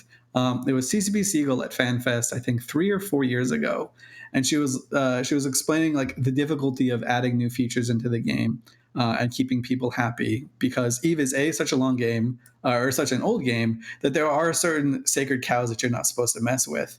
But like, imagine for a moment that someone describes to you essentially what missions are, right? So it's a PvP environment, basically completely safe, and you can't really disrupt it in any way. If you told a player now, or if you told the gaming community of EVE Online right now that they're going to introduce a feature where you can make X amount of money, completely undisruptible, and basically, if you just describe missions for what they are, they would lose their minds saying how uneven that type of mechanic is. And I think that was like one of the most interesting takeaways that I've ever had from anyone at CCP. And it's interesting to think about, especially under the guise of the chaos era, or whatever we want to call it. Right. Okay. Noisy, is there anything else you want to hit on the MER? I think that's about it. I mean, I know that I have to like dig into it further, because there is so much stuff in the MER that you need like a week to examine everything. I just hit like it was just a couple of top line things like, did the economy expand or contract, and things like that. So yeah, basically it contracted, and I'm at least, and I don't know about the value of the kills, but I know that there's less player kills. And I should add that the numbers that I see are quantitative analysis. It's not qualitative analysis, so I don't know if the PvP actually got better. I just know that there was less ships blowing up. Yeah. And it's also interesting when you look at the value of ships, because that, I think, is based on how much those ships are being either insured for or cost on the market, which can go up and down depending on how much mining is happening. So there's all kinds of different factors. You really have to look at multiple factors like CCP does to figure out like where the health of the game is. And I think really the health of the game depends on how much you're getting out there and doing stuff, as who was saying that, Exon probably, or Brisc was saying. Okay, thanks very much for that report. So we will look for next MER, which will be the first isolated report that is post-blackout. This report for this last month in September really has a half and half before, half after, plus you have the summer slump traditionally ends right in the middle of September. So that's a very tricky month to look at, but we'll look at next month as well. Thank you, guys. All right, let's move on to a little bit more news before we get to patch notes, and that is the Amarr and faction war. What's going on there, Exon? Yeah, so you might have seen in the news lately that the Amarr and Minmatar war zones, in an unprecedented agreement, have basically agreed to lock each other out of the faction warfare missions. So for those who aren't aware, faction warfare is a system in LoSec that allows players to fight on behalf of NPC Empire militias. So you can fight on behalf of the Gallente or Caldari or Amarr or Minmatar. And those factions are put against each other in pairs. So the Amarr and Minmatar fight each other, and the Gallente and Caldari fight each other. Players help those factions basically take control of space, and that opens up access to these agent missions, which are very, very lucrative to earn loyalty points, which is how you can make a lot of money through faction warfare. Now, one of the issues with missions is that they are so over-farmed by players that it severely devalues the value of LP coming from the combat plexes, which are the PvP sites that pilots will warp into and sit on for a period of time to gain LP. These generate fights because only certain classes of ships can go into each different type of plex. So you have novice plexes, which are only T1 frigates and faction frigates, and small, which are T2 frigates and destroyers, and so on and so forth. And there's different ones for each different type of ship, basically. But doing those isn't really profitable because of how lucrative missions are. So what these groups have gotten together, they basically have agreed to flip systems to forcibly lock out both the Amarr and the Minmatar war zones from completing missions. And their hope is that by doing this, they're going to increase people going into the plexes and increase the amount of fights that are going to happen in those plexes. If you want more details on that deal, Artemis Albosa is going to have a show on Wednesday, October 16th, covering this topic. And he's going to have guests on there that are the people who wrote the deal and some of the signatory parties on the It'll be interesting to see how this shakes out. It's definitely not a completely unanimous deal. There are a couple of groups. I think there's some Russian groups that aren't too fond of the deal, because obviously anyone who's running those missions to generate money from them is not going to be happy about something like this. But there are a lot of parties that are willing to work together, even across militia lines, to make sure that the deal has the most impact that it can have. And this whole thing is like the most EVE Online solution to a problem ever. Like the players are like, oh, well, they haven't touched these mechanics in so long. Here's what we view the problems to be. You know what? Screw it. We're just going to go full against the board. And we'll make it so we can't even run our own missions just to see how it'll solve the problem. Yep. So they're kind of taking this problem into their own hands. A lot of this is kind of grown from the Faction Warfare Committee Discord, which is where a bunch of Faction Warfare players have gotten together and are trying to discuss how can we fix Faction Warfare and trying to offer suggestions to CCP to hopefully make that area of the game a lot better. One of the things with Faction Warfare is it's a really, really great way for PvE players or players new to the game to dip their foot into PvP in a way that is a lot more fair than you're ever going to see somewhere else, specifically because of the mechanics with the plexes, where it restricts the types of ships that can go through. So you're more likely to get a fight that's going to be at least a little bit more fair than if you're just roaming through non-warfare low sec or if you're roaming through null sec. Yeah, it is a good way. And I used to say this all the time. Like, if you just wanted to play EVE for like 40 minutes, or if you just had this like really short amount of time and you wanted to get a PvP kill or have a PvP engagement of some sort, it's the best way to do it. You go into a Faction Warfare war zone, you scan the little sites out, you go into one, maybe there's a bad guy there, maybe you wait around for a couple of minutes, a bad guy comes to you, and then you move on to the next one. It's a really great way to get some sort of engagement. Yeah, if you like watching EVE streams, I know Joe Bain does a lot of streaming where he'll just sit in some of these plexes and have people come to him to come and fight him. And you'll see he has a lot of success, and most nights he gets, numerous fights, and they're not 10 ships warping in on him. It's a lot of 1v1s or 1v2. Oh, exciting. All right, thanks for that report. More on that with, is it the midweek show? Yep, it's going to be the show on the 16th, the Wednesday show with Artemis Albosa, and that's at 23:59 UTC. Yeah, all right. Check that out next, Talking in Stations. Okay. There's one other thing. Rote Kapelle, there was a little bit of a gag that went on where they said they joined the Imperium, but who knows about that? Is that you, Exon? Sorry, say again? Rote Kapelle, that little gag. Yes. So if you were on Reddit this week, you might have seen that Rote Kapelle, or either a member in Rote Kapelle or someone flare baiting with Rote Kapelle, posted a thread basically saying, hey, I know we're this great independent alliance, but we're going to join the Imperium now. Now, anyone who knows Garrick and anyone who knows Rote Kapelle knows this doesn't really make any sense, given what that alliance likes to do. So this is a good reminder, don't believe everything you read on Reddit. It's pretty easy to Photoshop logs. It's pretty easy to bait people into believing something, even if you're not in that group, just by flare baiting them. But the post did highlight some of the feelings of the community, that you've seen around in different discords and different servers and corps and alliances, in that being a small independent alliance is getting more and more difficult as time goes on, especially with the imbalance of capitals and the way sovereignty nullsec works nowadays. Specifically, there's one post that I think captures it. I think it's a little bit satirical, but it captures some of the sentiment that people have been saying. And this is from the person who wrote the thread. I'm just going to read the comment word for word. It says, CCP Falcon replied to the thread basically with just like a surprised faced emoji. And he said, in response to that, he said, "This is what the game has become, man. Long story short, adapt or die, and empire building is the only way. No more moon fights, no more simple 100-man battles and regional conflicts, and solo and small gang is essentially dead.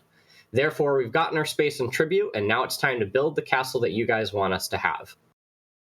And so that just kind of touches on the sentiment that, you hear it from the big blocks, you hear it from some of the smaller gangs, that they feel like the way to be successful nowadays is you've got to align yourself with one of the big blocks so you can start building up your super and titan forces and start building up your empire. Because if you don't have those things, it's becoming extremely difficult for you to compete with groups that do have an abundance of supers and capitals. All right, so that's the Rote Kapelle thing. Don't believe it.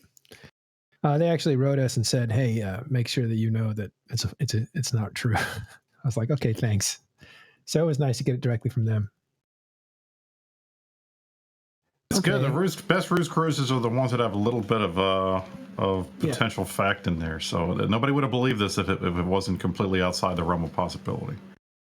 That's a good point. Also, there was an independent group before that, Iron Armada, that did move into the Imperium. So it kind of echoed that.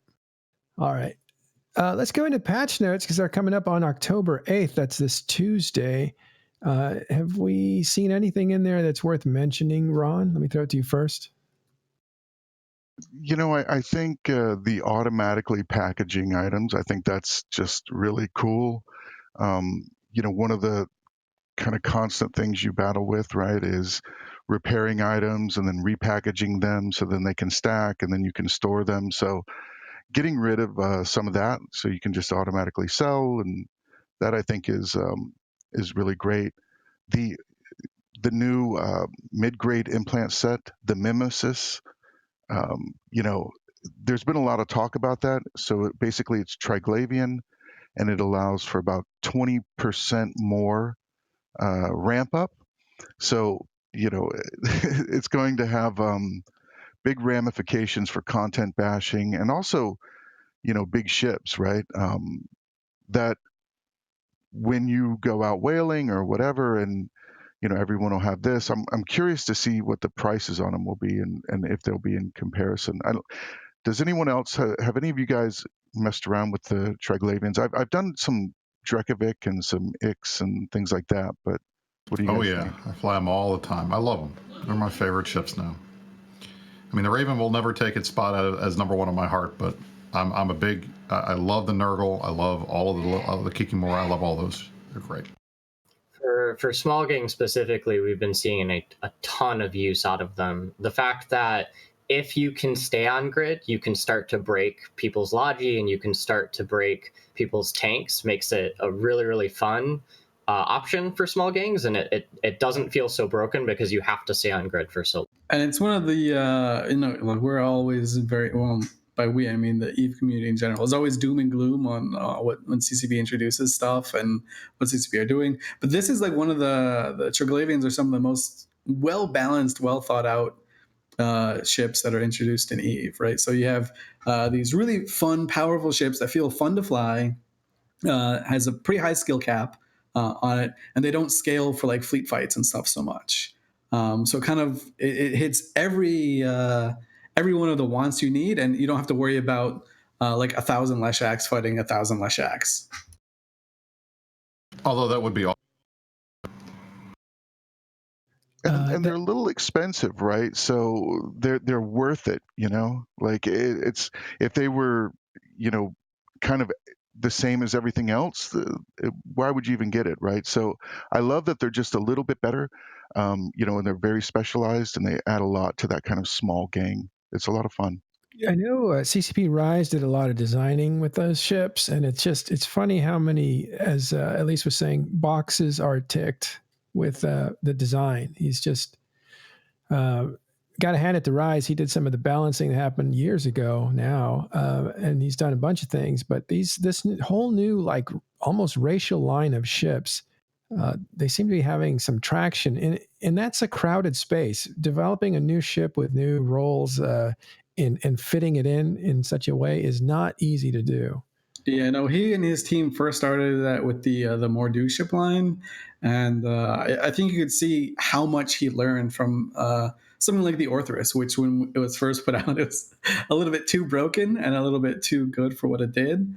But even in their most broken state, like, you didn't see fleets of Orthruses going around. At worst, you'd see like 15 or 20.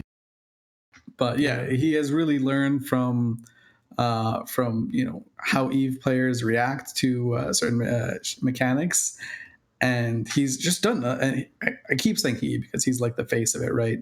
But it's he and his team of people of devs that design these ships. But they've really learned how to make a ship that fits this niche really well. And I'm always scared when they introduce a new ship line, because I'm like, it's gonna just be something else but better, and it's going to push the power creep forward. But no, it doesn't at all, and I really quite like him.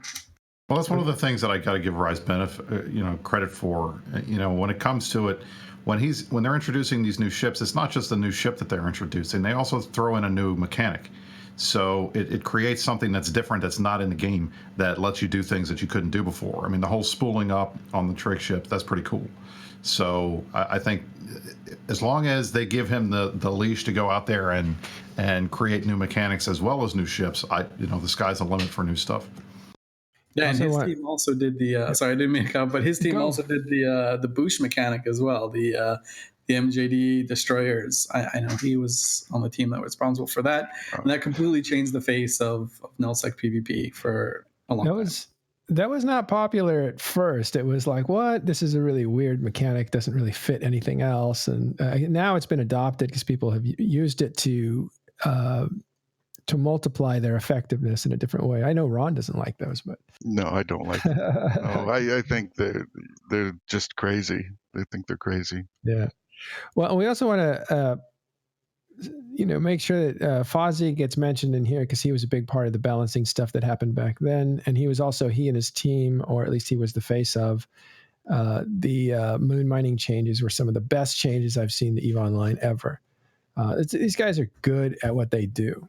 So I always take offense personally. It's just a personal thing. I take offense when players say, we know this game in CCP doesn't. I call bullshit, because you have CCP Rise, you have CCP Fozzie, and you have all the other devs that think about this game nonstop and are super experienced anyway. Those guys deserve a lot of credit for designing games that challenge us. And I'm talking tens of thousands of players, smart players.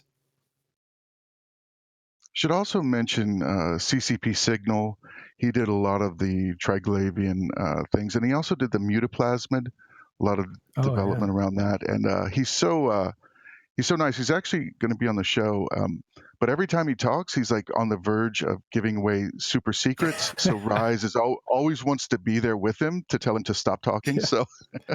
So we're going to get him on, and maybe Rise will come with him. So that's great, because they're excited about what they're doing. Goodfella does that he even does that for Hilmar. He's the guy that's there saying, okay, watch out what you're saying there, Hilmar. We want to save that. So it's kind of funny. So on that same topic, one thing that I thought was pretty cool is, I can't remember where it was mentioned, but the devs that worked on the Triglavian invasion content, it was so much of a team effort. I think they said something like 7 or 8 different teams all had different things they worked on with the Triglavian invasions. And I honestly think that shows with how great that content is. Yeah, if you haven't done it, you can watch Ashtarothi. When he does it, he goes out just about every day, and other people as well. Just check out what they're doing, and if you're bored in EVE Online, that might be a thing to do. There are lots of public fleets out there you can join. Okay. So again, with patch notes, do we have other things that we want to talk about? Yeah, so there is one change with the Triglavian regarding the Triglavian collective that's really, really interesting. So the patch notes just say that the Triglavian collective has been spotted deploying what appears to be system-altering structures across invaded locations. These are the Triglavian stellar accelerators that we've seen on Hobo leaks. And what these are going to do is they're going to appear, or at least as far as we can tell, they're going to appear in foothold systems. So that's a centralized system where the invasion starts from and spreads from. And they're going to be providing system-wide weather effects that are similar to what you see in wormholes. Players should be able to go and destroy those to stop the weather effects, but they're also tuned in a way that's that allows you to bring a fleet size that's somewhere in between what you would need for emerging conduits and what you would need for minor conduits. So not only is it a cool new structure that has system-wide effects in footholds, but it also offers more opportunities for different sized groups to get involved with the conduit. And the implications of that they can actually do that and it can have a weather effect in a system is so freaking cool. Why? I imagine it's just another tool that they can use to mess around with stuff. Like imagine there's something going on in your little nullsec pocket and someone does something and then it puts in a whatever, like a kinetic bonus or a kinetic debug on you or debuff on you. So it just opens up so many doors for what players can do to actually mess with the physical space. Or basically, like if you've run the abyssal sites and you see those effects in each of the systems, it's like you can either like try to blow it up in order to play the way you want, or you can go along and play with the system. Because, like, you know, if one of those effects is like a wolf riot, you know, you bring your armor and everything, and like you just play into it, and instead of having to have these big ships, you bring along like, you know, frigates and stuff. Yeah, like what if it keeps you could shove in some module in there and it says, oh, the bonus to basically just turn it into a wolf riot, right? So then you completely change the dynamic and just everything about a certain area of space. So it's not like, oh, I'm going to go take my mutants and do this. It's, oh, well, maybe I got to think outside the box. Maybe I have to take something else for it. And just like for when I see these things, it's not something that I'm going to, at least for a while, like tinker with in HiSec, but seeing the implications of what that means they can do moving on to EVE Online is so cool and exciting, even if they don't do anything with it right away. Okay, Exon, can you explain what Ashtarothi just said in chat there? Yeah, so after you complete a Triglavian invasion site, so one of the conduits, so whether it's an emerging conduit, minor conduit, major conduit, and I'm pretty sure World Arcs too, after you complete them, the site continues to exist, and there are actually rocks that spawn in those sites that contain ores that have, and I don't know the specific terms because I'm not a miner, but ores that basically that you can't normally get in high security space. Now, for a while, you could warp in these systems and mine, but you always had to be wary of Triglavian roaming fleets coming in and trying to mess your day up. Now, according to Ashtarothi, that no longer happens. So when you warp into a minor, major, or emerging sealed conduit, then you should be able to mine in peace in those locations. Wow. Oh, that's huge, isn't it? Definitely. I'm thinking about how much opportunity that brings for high-end minerals to be mined inside of Empire space. And another important note is the system-wide effects that happen in Triglavian systems actually give you a bonus to your mining cycle time. So you mine significantly more than you would do in a non-invasion system. Now, you have to be careful because when you warp through these systems, there's chances of rats being on the gates, even rats that can scram you. So you bring a scout. Don't just warp to them blindly, and be cautious when you're warping through these systems. But it's definitely another avenue for income that high-sec players now have access to, and even low-sec players now too. Noisy, you wanted to get in on this? Yeah, I was just going to say I've been doing the emerging conduits for a while now, and one of the reasons I'm a little upset with Larkin releasing the mirror this week was that I was going to finish up the last of my mining and actually put a porpoise in the oven and actually make my first porpoise, but stuff happened. People who don't know EVE who hear this are going to be like, what are they eating? That's a ship name, by the way, guys, just in case. It's a ship name. Putting it in the oven means making it. Sorry, I was going to say, I wouldn't put it past Icelandic people to actually eat porpoise. So. That's true. If they go that far north, maybe that's why they don't go up there. I love it. And Noisy, everybody knows you from like watching the gray market and the black market of EVE Online and watching all the statistics and kind of looking at, economic stuff. But you're actually a miner and you did a lot of stuff in low-sec, right? Yeah, it's like with all this new content, it's like it's basically taken away all the reasons for mining in low sec now, because I can get the stuff in high sec and I can actually multi-box in high sec and use better ships and get boosts and everything. It's actually finished off the reasons that I was mining in low sec in the first place. Oh, I don't know how I feel about this yet. Yeah, same. It's good and real bad at the same time. Yeah. Right? This is, but it kind of reinforces what I've been thinking, and I'm going out on a limb. You can attack me if you want. I'm used to it. But is CCP trying to attract a new kind of player to EVE Online? I think they even said that. They need a new generation of players. Hilmar said that in his AMA inside of the CSM Minutes. We need to attract a new generation of players. I don't know exactly what that means, but to me, it looks like they're really making high-sec diverse. And this is something Siegel talked about. We're going to focus on PvE for the next few expansions and generally in high-sec. And that's exactly what they did. I think a really good part about the new high-sec content, specifically with Trig Invasions and Abyssals, is it's training those new players. Even though it's PvE, it's training them in ways that are applicable to PvP. The Rasnaborgs are a good way to learn how to descan. The Trig Invasions are a great way to learn how fleet combat works and how important Logi is. The Abyssals are a great way to learn how your ship flies and how to avoid damage and how to apply damage better. All of these things are great for teaching new players critical skills that aren't really well explained in other areas of the game. And they offer ways for players to work together in a positive way. If someone warps to your emerging conduit while you're running it, it's not a disadvantage to you to let them stick around and to help them out and to work together as a team. If someone is running Trig Invasions, it's almost always a benefit to have that person come in. But the funny thing is, I'll be honest, I've talked to a lot of high-sec players, especially high-sec PvEers over the last couple of years, and unless they get new missions, I feel like all of these high-sec changes are going to be ignored, and people are going to claim, you're not doing anything for high-sec.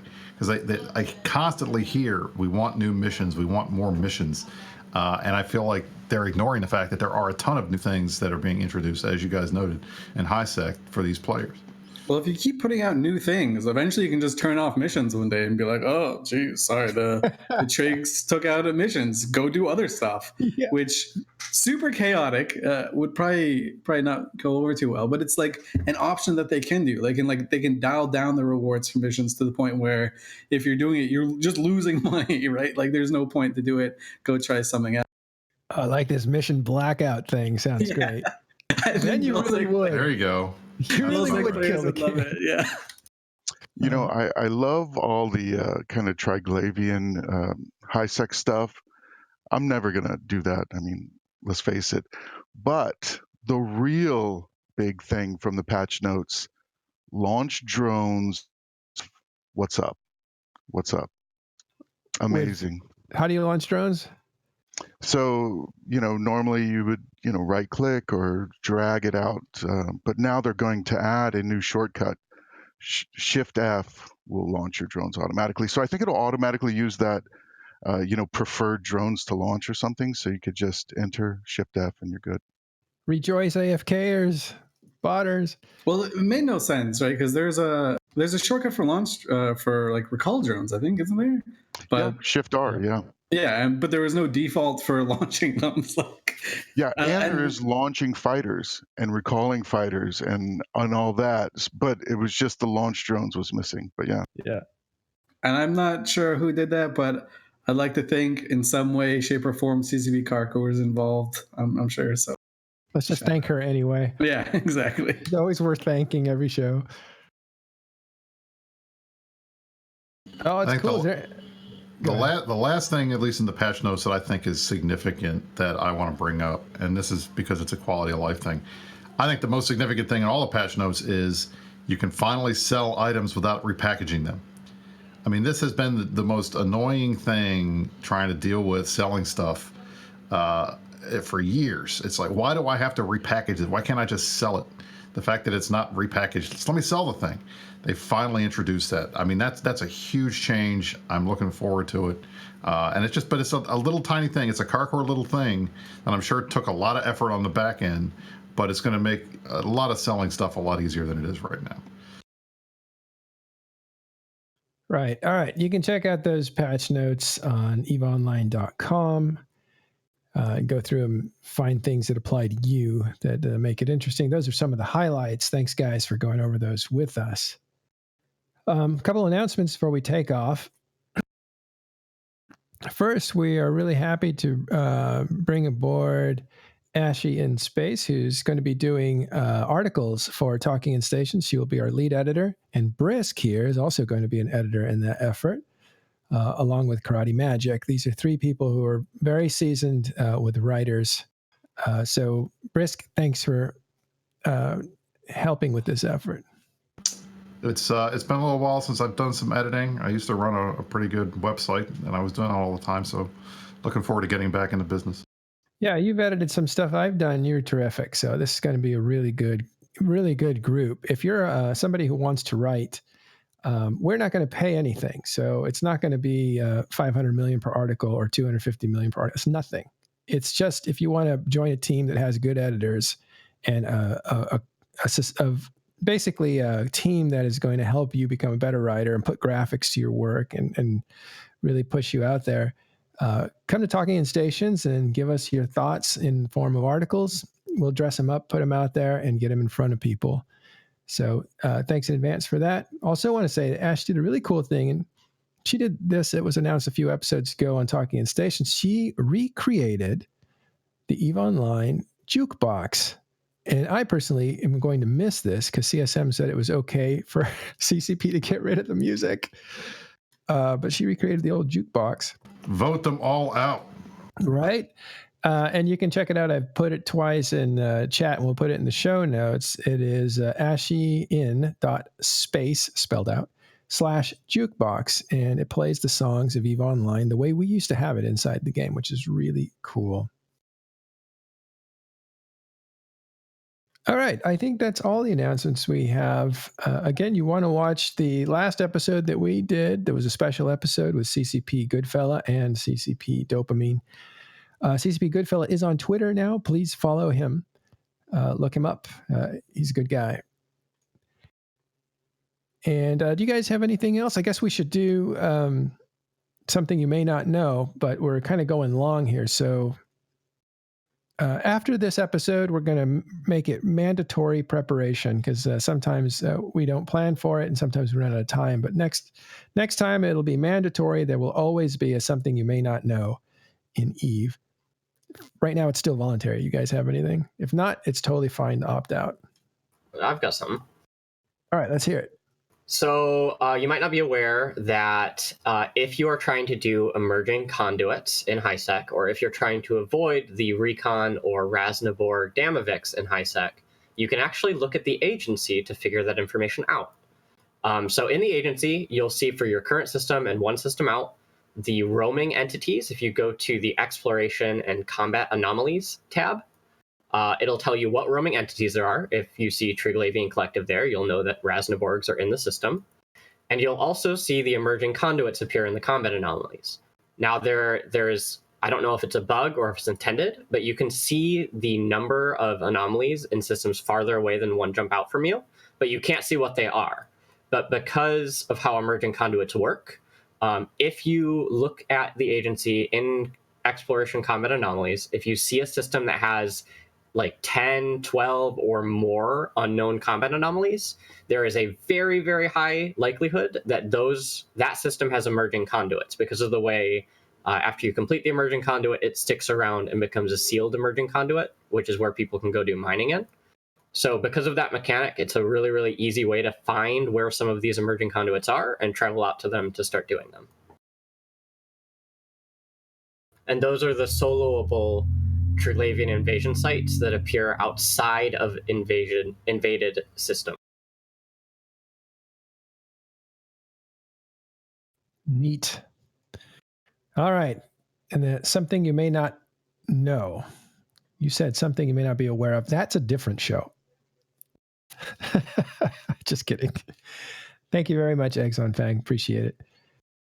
Something you may not know, which is it's probably something that a lot of people that have played the game for a long time know, or people that are invested in the PvP know a lot.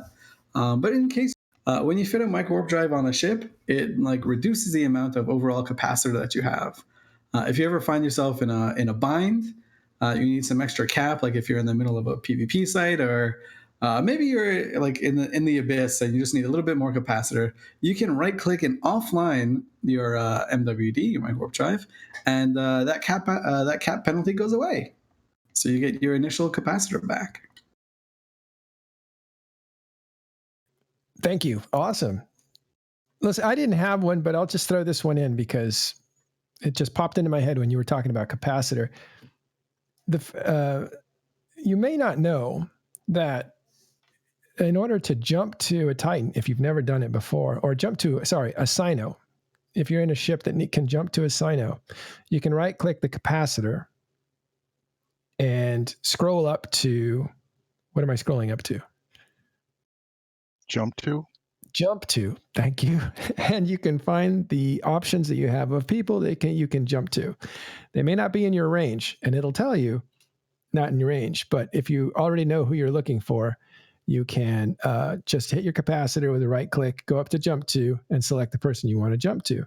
Now, that's a very basic thing for people who have ever jumped, but there's a lot of people who have never jumped to a sinusoidal field. And when I first started, I would actually I would go and find the person in fleet and right click on them in order to jump to them. And I did that for a while until somebody said, just use your capacitor. Oh, and I just want to add one more thing onto the MWD thing that I was mentioning. The reason this might not make a lot of sense is because the offline to removing the penalty doesn't work for warp core stabilizers or improved and prototype cloaks. For whatever reason, when you have those fit, even if they're offline, they still give you the penalties. But not for micro warp drives. There you go. Oh, awesome.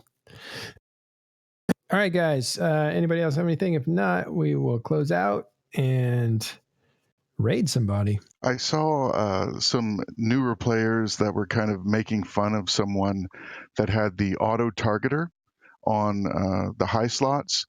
And, they were like, well, that's just such a waste of a module. But if you have barely any resources left, in your fitting, one cool thing you can do is put the auto targeter and then offline it, and it still gives you +2 targets. So that's if you ever see, someone that has a great fit and then they also have that auto targeter, that's what it's for. And it's really helpful with like Logi and that kind of thing when you need to juggle a lot of targets.